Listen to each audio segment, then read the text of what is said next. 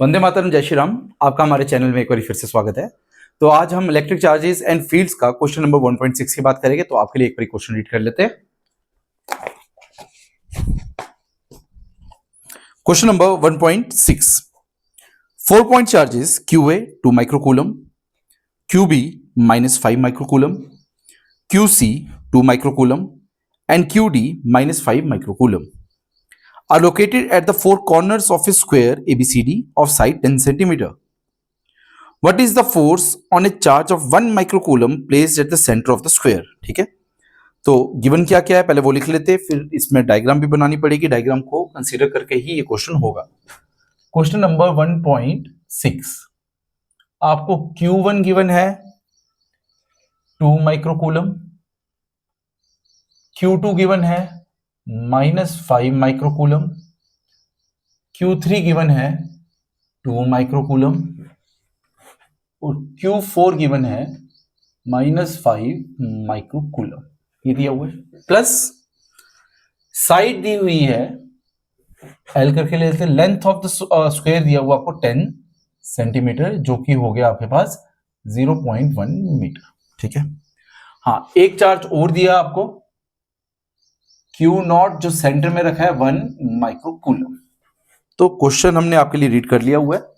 तो अब क्वेश्चन में क्या क्या चीजें हैं इसको समझते हैं डायग्राम के साथ। ठीक है, अच्छा ध्यान रखिएगा, इलेक्ट्रोस्टैटिक्स में और वेक्टर्स की टर्म्स में जहां जहां पे वेक्टर्स का यूज होगा वहां पे डायग्राम को सॉल्व करना पड़ेगा। मैं इस तरीके की टर्मिनोलॉजी यूज करूंगा कि हमें डायग्राम सॉल्व करनी पड़ेगी। किस तरीके से जरा समझते हैं। हमारे पास एक स्क्वायर है,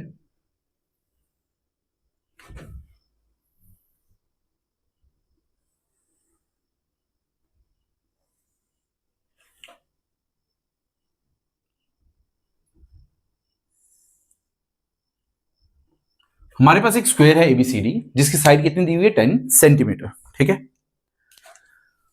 यहां पे जो चार्ज है डेट इज QA, यहां जो चार्ज है डेट इज QB, यहां पे जो चार्ज है डेट इज QC और यहां जो चार्ज है डेट इज QD। ये तीन चार्जेस दिए और मैग्नीट्यूड लिखा हुआ है, वहां पे हम बाद में लिखते चलेंगे। अब होगा क्या, इसके जहां पे डायगोनल्स मीट कर रहे हैं जिस पॉइंट पे, that is the centre of the square, इस पॉइंट पे एक और चार्ज पड़ा हुआ है Q0। क्या वैल्यू है Q0 की? 1 माइक्रोकूलम। यहां पे Q0 पड़ा हुआ है, वैल्यू लिख देता हूं साथ साथ में। QA आपके पास 2 माइक्रोकूलम है, QB आपके पास -5 माइक्रोकूलम है, QC आपके पास 2 माइक्रोकूलम है और QD भी आपके पास -5 माइक्रोकूलम। ये चार्जेस पड़े और Q0 दिया आपको 1 माइक्रोकूलम। माइक्रो के बारे में आपको पता होगा 10⁻⁻6 की वैल्यू होती है एग्जैक्टली। अब इस Q0 चार्ज में क्या फोर्स लगेगी, तो यहां पे हमारे पास फोर्स की टर्म में चीजें रहेगी, सुपरपोजिशन प्रिंसिपल यूज होगा। क्या कहता है सुपरपोजिशन प्रिंसिपल? पहले के कारण इस पॉइंट पे फोर्स, दूसरे के कारण इस पॉइंट पे फोर्स, तीसरे के कारण इस पॉइंट पे फोर्स और चौथे के कारण इस पॉइंट पे फोर्स, और इन सब फोर्स को वेक्टरली ऐड कर दोगे तो आपके पास नेट रिजल्टेंट फोर्स मिल जाएगी। अब ऐसे क्वेश्चंस को डाटा दिया हुआ है, डायग्राम बनाई, करना नहीं स्टार्ट करना, पहले डायग्राम को थोड़ा सा समझने की कोशिश करना कि हमने डायग्राम में किस तरीके से वेक्टर्स को सॉल्व करना है, यहां पे समझने की कोशिश करना। ठीक है, तो QA और Q0 में कैसी फोर्स लगेगी? दोनों पॉजिटिव है तो रिपल्सिव फोर्स लगेगी बिल्कुल। तो ये जो फोर्स आपके पास इधर लग रही है इसकी डायरेक्शन रिलेटेड भी इस तरफ बनेगी और इस फोर्स का नाम है F1। हम एज्यूम कर लेते हैं QA के कारण जो फोर्स बनी वो क्या है? F1। बहुत अच्छी बात है। अब QB और Q0 के कारण एक नेगेटिव चार्ज है और दूसरा पॉजिटिव चार्ज है। जो नेगेटिव चार्ज है वो उसको अपनी तरफ अट्रैक्ट करेगा, अट्रैक्टिव फोर्स रहेगी। तो ये अपनी तरफ इसको अट्रैक्ट करेगा और यहां पे एक एरो आ गया जिसका नाम मैंने रख दिया F2। ध्यान रखना, अट्रैक्टिव फोर्स को मैं ब्लू मार्कर से रिप्रेजेंट कर रहा हूं और रिपल्सिव फोर्स को ब्लैक मार्कर से। ठीक है, QA के कारण हमें फोर्स मिल गई F2 और F1, QB के कारण हमें फोर्स मिल गई F2। अब QC को देखो, QC 2 माइक्रोकूलम है, ये 1 माइक्रोकूलम है, दोनों पॉजिटिव है, रिपल्सिव फोर्स होगी। तो इसके कारण जो फोर्स की डायरेक्शन बनेगी डेट इज F3, वो इस तरफ रहेगी। ठीक है, सिमिलरली QD नेगेटिव, वो पॉजिटिव, तो उसके कारण जो फोर्स रहेगी वो अट्रैक्टिव फोर्स रहेगी और उसकी डायरेक्शन इस तरफ रहेगी F4। ठीक है, अब यहां पे देखना F1 और F3 are equal and opposite, और अगर इनका मैग्नीट्यूड भी इक्वल हुआ जो इस केस में है तो एक दूसरे को क्या कर देंगे, cancel. Similarly F2 and 4 are equal and opposite, तो ये भी एक दूसरे को कैंसिल कर देगी, तो नेट फोर्स सेंटर में कितनी लग रही है, 0। ये डायग्राम से मैंने कंक्लूड किया। अब मुझे पता है कि जब नेट फोर्स सेंटर में 0 लग रही है तो मैं ज्यादा अपनी एनर्जी कैलकुलेशंस को सॉल्व करने में नहीं लगाऊंगा, ठीक है। तो मैं क्या करता हूं, यहां पे देखते हैं इसको। डायग्राम आई होप सबको क्लियर होगा। अब यहां पे देखिएगा मैं किस तरीके से मेंशन कर रहा हूं। मैं यहां पे मेंशन कर देता हूं Q1 is equal to Q3 is equal to 2 microcoulomb and Q2 is equal to Q4 is equal to -5 microcoulomb, ठीक है। नेमिंग आपके पास हो रखी है, ये A है, ये पॉइंट B है, ये पॉइंट C है, ये पॉइंट D है, वो बीच में पॉइंट क्या है, O, ठीक है।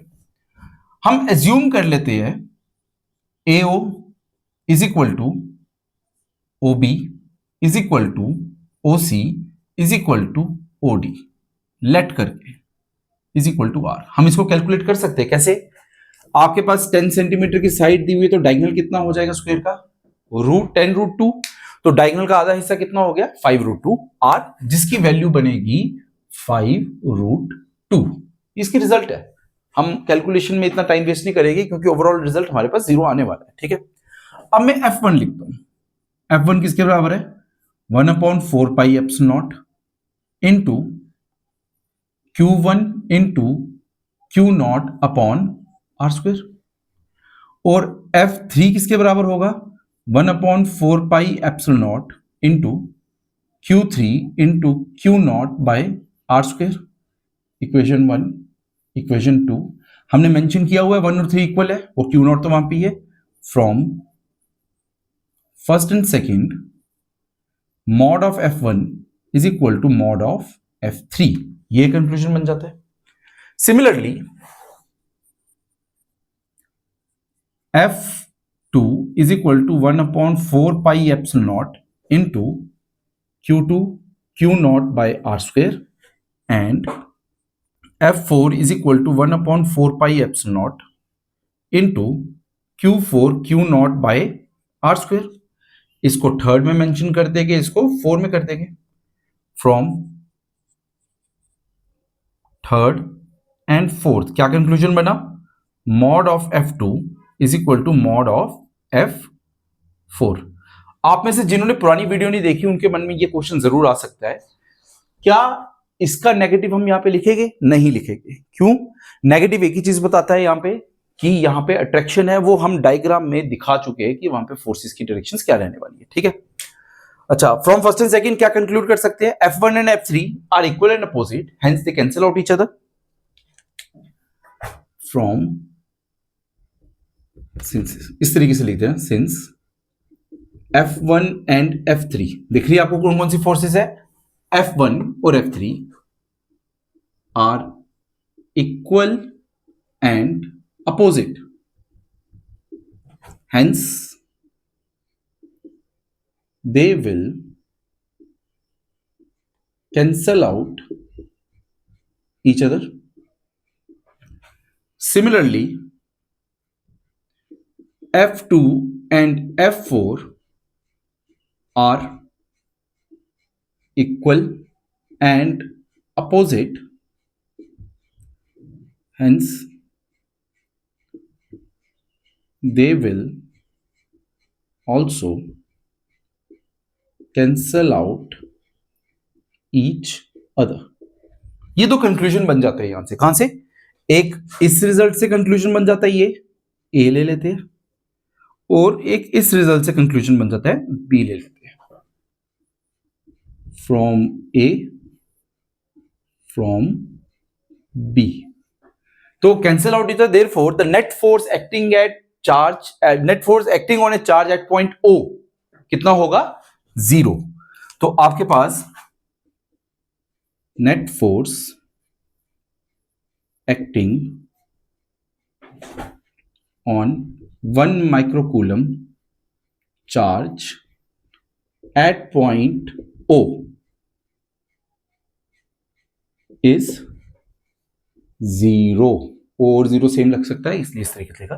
तो ये आपके पास टेक्स्ट बुक का क्वेश्चन नंबर 1.6 था। ध्यान रखिएगा इसमें कि आपने डायग्राम को जरूर सॉल्व करना है, इतना पार्ट नहीं भी लिखो चलेगा। ऐसे क्वेश्चंस कभी कभी मल्टीपल चॉइस क्वेश्चंस में भी रह सकते हैं, देखने में कैलकुलेशन में हैवी लगते हैं, बट रियलिटी में जब आप डायग्राम को सॉल्व करते हो नेट रिजल्ट 0 या फिर बिल्कुल एक आसान सा रिजल्ट होता है। तो क्वेश्चन नंबर 1.6 था। तो नेक्स्ट क्लास और नेक्स्ट वीडियो में हम क्वेश्चन नंबर 1.7 की बात करेंगे। आई गेस वो वाला क्वेश्चन भी आपका थ्योरेटिकल रहेगा।